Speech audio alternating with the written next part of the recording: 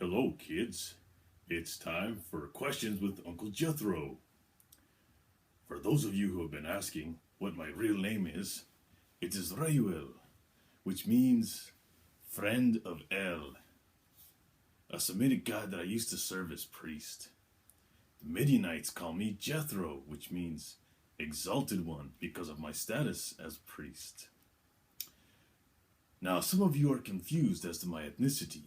Although I live with the Midianites and am sometimes referred to as one because I live with them, I'm actually a Canaanite from a nomadic tribe in Canaan.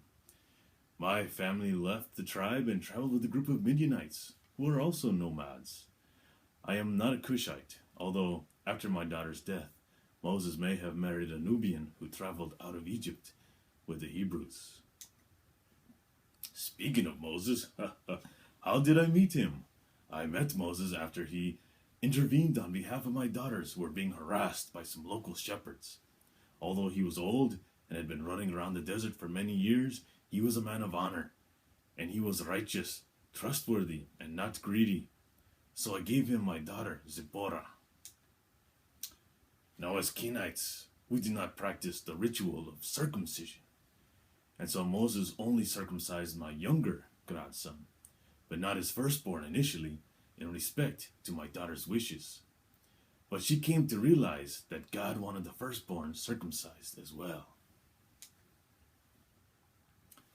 When Moses and the Hebrews left Egypt and came near Mount Sinai,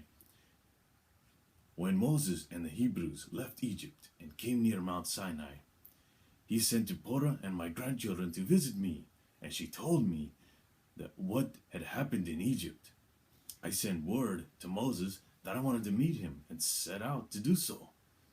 When Moses recounted everything that had happened, I had come to understand that if Yahweh, the God of the Hebrews, could defeat the gods of Egypt, the most powerful nation in the world, then he truly was greater than all other gods. Sometimes, people who are leaders are too much of control freaks, and they don't trust anyone to do as good a job as they do, and so they don't let others develop their abilities. This is not a good trait. In my family, another priest was always trained so that the responsibilities could be passed from generation to generation. For a large people like the Hebrews, it was even more essential that Moses train up many leaders to help him. The Hebrews had been slaves for so long that they did not know how to properly develop leadership among themselves. I knew, and Moses confirmed, that I should go back to the Midianites and tell them about the true God, because I had been leading them astray for so long. Perhaps someday I'll be able to come back and live with the Israelites, but I feel that I will die here. They may kill me for what I say, or I may die of old age, with only a few Midianites having come to understand that the Hebrews serve the true God.